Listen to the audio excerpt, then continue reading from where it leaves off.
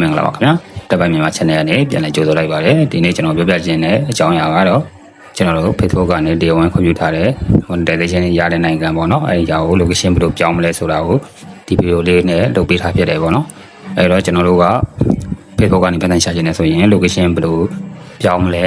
ကိုဘယ်လိုချိန်မလဲဆိုတာပြီးတော့ချိန်မဲ့နိုင်ငံကိုဘယ်လိုပြောင်းမလဲဆိုတာဗီဒီယိုနဲ့တူလိုက်လို့ကြည့်လိုက်မယ်နော်အရင်ဆုံးအနေနဲ့ကျွန်တော်တို့ Facebook ထဲဝင်မှာပေါ့နော်Facebook ရဲ့ရောက်ပြီဆိုတာနဲ့ကျွန်တော်တို့က profile လေးကိုကောင်းမယ်။ကောင်းပြီလို့ရှိရင်ဒါကျွန်တော်ကတော့ profile page ကိုချိန်ပြတာပါနော်။အဲဒီမှာ privacy shortcut ဆိုတာလေး setting အောက်ကလေးနှိပ်မယ်။ setting အောက်ကနှိပ်ပြီးလို့ရှိရင်ကျွန်တော်တို့ကပေါ်ဆွဲလိုက်လို့ရှိရင် asset your information ဆိုတာလေးကိုတစ်ချက်နှိပ်လိုက်မယ်။တက်လေးနှိပ်ပြီးလို့ရှိရင်ကျွန်တော်တို့ကဒီနေရာမှာ location ဆိုပြီးရိုက်ချကြည့်လိုက်မယ်ပေါ့နော်။ location ဆိုပြီးရိုက်ချကြည့်လိုက်လို့ရှိရင်ဒီမှာကျွန်တော်တို့ကဒါ primary location ဆိုရင်ကျွန်တော်တို့အခုလက်ရှိပြနေတဲ့နေရာပေါ့နော်ဒါကျွန်တော်ဆိုရန်ကုန်ပြနေတယ်ဒါ primary location ပေါ့နော်ဒါအခုလက်ရှိပြနေနိုင်ငံပေါ့နော်ဒါကျွန်တော်တို့က location ကို voting location နေရာမှာသွားချိန်မှာပေါ့နော်ကိုရကျင်တဲ့နိုင်ငံလေးကိုပေါ့ဒီနေရာမှာကိုကကျွန်တော်ဒါလေးကိုပြန်ဖြတ်လိုက်မယ်ဒီမှာဆိုကျွန်တော်ရန်ကုန် location ပြနေတယ်ရန်ကုန်ဆိုတော့အဲ့တော့ကျွန်တော်တို့ကဒါကိုတစ်ချက်နေလိုက်မယ်ကိုထားခြင်းတဲ့နိုင်ငံလေးကိုထားမယ်ကျွန်တော်တို့ဘန်ကောက်ထိုင်းလန်းနဲ့ပဲချက်လိုက်ပေါ့နော်ဟိုဘေးရောက်ကိုထိုင်းဘက်နဲ့ချိန်မှာဆိုတော့ထိုင်းမှာပဲအသိရှိတဲ့အတွက်ကျွန်တော်အဲ့လိုပြောင်းလိုက်မယ် BANG KOK ဘန်ကောက် DH ထိုင်းလန်းအဲ့လိုပဲပေါ့နော်အပေါ်ဆုံးကဟာလေးပဲကျွန်တော်ရွေးလိုက်မယ်တစ်ချက်နေလိုက်မယ်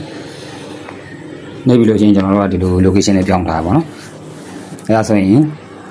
ကျွန်တော်တို့အဲ့လိုပြောင်းပြီးလို့ရှိရင်ဒါကိုကတော့အဲ့နေရာမှာစင်ကာပူဆိုလဲစင်ကာပူပေါ့နော်အဲ့လိုမျိုးကိုနိုင်ငံချိန်မဲ့နိုင်ငံကိုပြောင်းပေးရမှာပေါ့နော်အဲ့လိုပြောင်းပြီးလို့ရှိရင်ကျွန်တော်တို့ကနောက်ထပ် setting တွေကိုတစ်ချက်သွားမယ်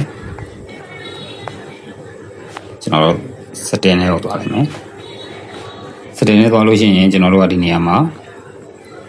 အတူမလဲဆိုရင်အပေါ်နေနဲ့ဆွဲလိုက်လို့ရှိရင်ဒီမှာ learn how to manage your information ပေါ့နော်ဒီ WhatsApp ဆိုတဲ့အပေါ်မှာရှိတယ်အဲ့ဒီစာကြောင်းလေးကိုနှိပ်လိုက်မယ်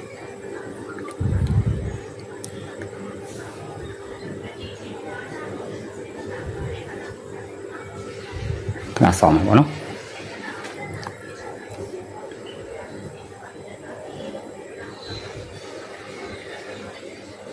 အဲ့နေရာမှာဆိုရင်ကျွန်တော်ကဒီမှာ VPN ခံသုံးထားတာကဟို United States နဲ့သုံးထားပါတော့ chain location ဆိုတာဒါကတော့ကျွန်တော်ကတော့ VPN ကဒီနေ့မှာတက်တန်းကုန်သွားလို့မဝယ်ရသေးရပါတော့ဒါဆိုတော့ကျွန်တော်ထိုင်းလန်းနဲ့ချိန်ပြထားတယ်ပုတ်တဲ့နေရာမှာထိုင်းလန်းထားလိုက်တယ်ဒီနေရာမှာလည်း chain location နေရာမှာကျွန်တော်တို့ဟိုထိုင်းလန်းဆိုပြီးထားလိုက်ပါနော်ကျွန်တော်တို့အဲ့ဒါနဲ့ချိန်မှာဆိုတော့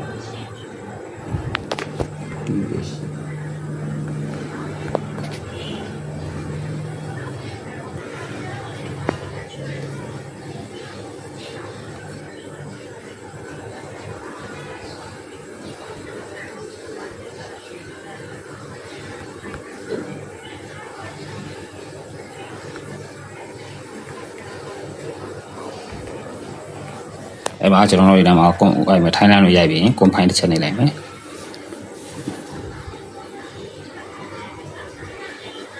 အဲ့မှာဆိုကျွန်တော်ထိုင်းလန်းကြာနေပြီပေါ့နော်အဲ့ရပြီးရင်ကျွန်တော်တို့ VPN လေးခံသုံးပြီပေါ့နော်ပြီးကြလို့ရှိရင်ကျွန်တော်တို့ဘယ်လိုစစ်မလဲဆိုရင် Facebook ကို log out လုပ်ပြီးတော့ကျွန်တော်တို့ VPN ကတော့ကိုထားခြင်းနဲ့ဒီနာမှာပြောင်းထားတဲ့နိုင်ငံထားပေးရမှာပေါ့နော်အဲ့ဒါပြီးလို့ရှိရင် location ပြောင်းမပြောင်းကိုကျွန်တော်တို့ Facebook ကို log out လုပ်ပြီးတော့တစ်ချက်ပြန်ဆက်ကြည့်လို့ရတယ်ကျွန်တော်ကတော့ VPN မမှန်တဲ့အတွက်စစ်မပြတော့ဘူးပေါ့နော်ပြီးတော့ရှိရင်ကျွန်တော်တို့ home key နဲ့တစ်ချက်သွားပြီးတော့ဒီ Facebook အဲ့လေးပေါ်မှာကြာလေးဖိလိုက်မယ်ပေါ့နော်ကြာလေးဖိလို့ရှိရင်ဒီ iPhone ပုံစံမျိုးနှိပ်လိုက်မယ်နှိပ်ပြီးလို့ရှိရင် app permission ဆိုတာရှိတယ်